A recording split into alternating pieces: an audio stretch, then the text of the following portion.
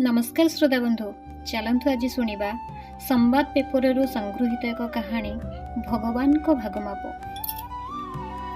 दुई जन सांग कथा हेउथिले। जणे कहिला भगवान को सृष्टि रे भागमाप बोली किछि नाही, समानुपातिकता नाही। मु तो भावे भगवान खामखियाली भावे पृथ्वी को तैयारी करे देइछंती। एई कथा सुनी आर सांगटी कहिला ताहाले तुमे मुल्ला नसरुद्दीन को नेई ए गपटिए सुनिबा उचित। नासिरुद्दीन गोटे बरगछ मूल बसी किछि भाबुथिले।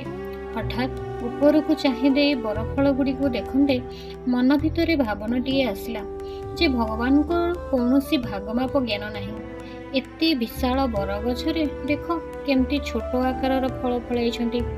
एभली गछ लगी दरकार अति कम रे कखारु आकार फल। एमिति भाबुथिबा बेले गोटे बरफल तांको मुंड उपरे पड़िला।